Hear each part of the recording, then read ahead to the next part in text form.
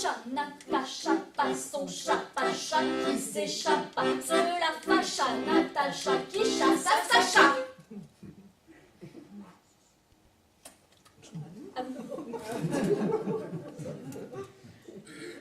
Sacha. Natacha pas. Son chat. Qui. Son chat, pas chat, son chat, pas chat. Qui s'échappa.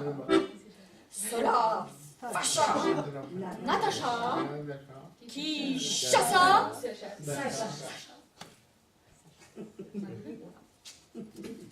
En musique. Sacha, Natacha, pas son chat, Sacha qui s'échappa. Cela fâcha, Natacha qui chassa Sacha. Plus vite. Comme ça, vous serez prêts pour la chanson tout à l'heure. Sacha, Natacha, pas son chat, pas chat qui s'échappa. Cela fâcha, Natacha qui chassa Sacha. Ouais! Ça me rappelle une histoire. Enfin, indirectement. C'était un riche entrepreneur. Il avait tout ce qu'il voulait, il pouvait tout se payer. D'ailleurs, il s'était payé une île. Il avait une grande maison avec tout le personnel, une grande voiture. Et surtout, il avait une femme. Enfin, autrefois, elle était belle. Autrefois, quand il l'avait choisie, quand il en était tombé amoureux, elle avait des formes généreuses comme il les aimait, comme il aimait les toucher. Et là, maintenant qu'elle avait tout ce qu'elle voulait, maintenant qu'il avait réussi dans la vie, maintenant qu'il pouvait tout lui payer, eh bien, elle était toute maigre.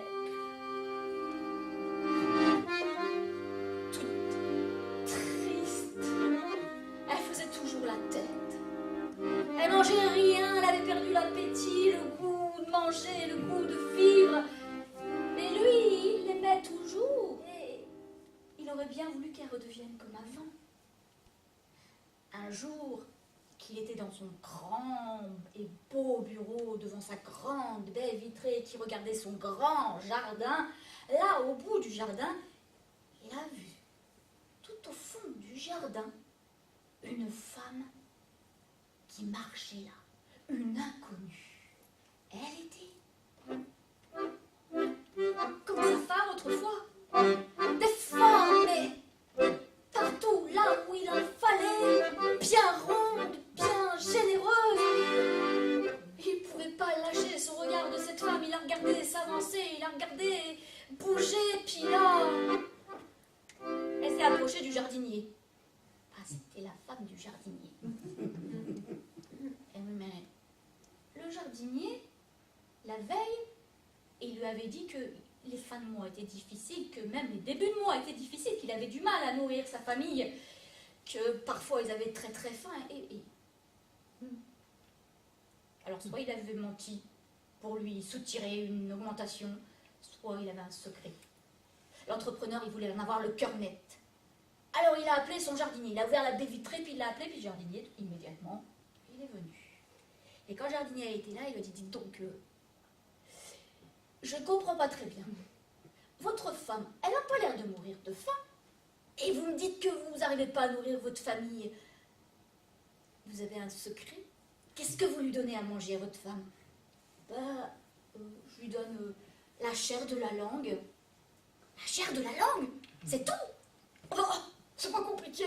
Il a congédié le jardinier et immédiatement il est allé dans la cuisine. Il est allé voir la cuisinière et lui a dit, dites donc Martine, demain vous allez au marché et vous achetez au boucher toutes les langues qu'il a et vous faites un festin digne des meilleurs restaurants. Ce fut fait. Le soir même, il y eut sur la table un vrai festin de langues. Langue de mouton, langue de veau, langue de bœuf, langue en sauce, langue en brochette, langue farcie, langue bouillie, langue rôtie, langue d'alouette. langue d'alouette en brochette. Un mets très délicat. Il faut avoir les moyens. Tout ça sur la table, sur une belle nappe blanche. Alors immédiatement, il est allé chercher sa petite femme. Il l'a emmenée avec lui dans la cuisine. Regarde! Quand elle a vu ça...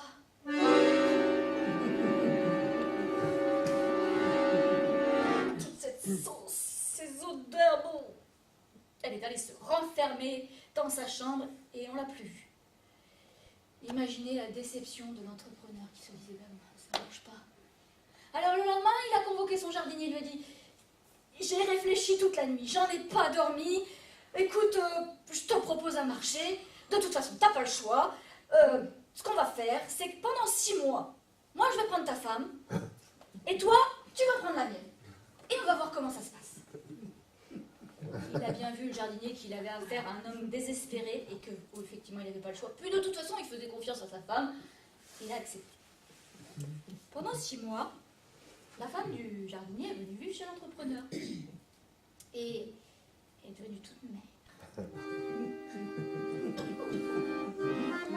Elle souriait plus. Elle avait envie de rien. Et la femme de l'entrepreneur. Quand elle est revenue, au bout de 6 mois, qu'il l'a vue, il s'est jeté sur elle, il l'a embrassée, il l'a papouillée, et puis il a voulu congédier, parce qu'il avait envie de profiter un peu, il a voulu congédier la femme du jardinier, mais il s'est dit, attendez, revenez, dites-moi, il y a quand même quelque chose qui m'échappe. C'est que vous, là, vous étiez chez moi pendant 6 mois, et vous aviez tout ce que vous vouliez, et vous êtes venue toute maigre, tandis que ma femme chez votre mari, mais qu'est-ce qu'il fait, votre mari? Qu'est-ce qu'il vous fait? Qu'est-ce qu'il vous donne? Eh bien, elle a dit, ben, mon mari, il donne le meilleur de lui-même. Il donne la chair de la langue. Tous les soirs, quand il rentre de son travail, il me dit des poésies. Il me chante des chansons qu'il invente, des poésies qu'il invente, et puis les contes qu'il me raconte, des contes anciens, des contes du temps d'avant. Et la femme de l'entrepreneur a dit c'est vrai, il donne le meilleur de lui-même, il donne la chair de l'homme. Et l'histoire dit que l'entrepreneur il a compris. Oui, il a travaillé un petit peu moins, s'est fait un petit peu moins d'argent, mais le soir, eh bien, il donnait le meilleur de lui-même. Et dans la maison, on entendait résonner les poésies, les contes et les chansons. Et elle a gardé ses formes, généreuse, et il était bien content parce qu'il aimait bien aussi parler avec ses mains.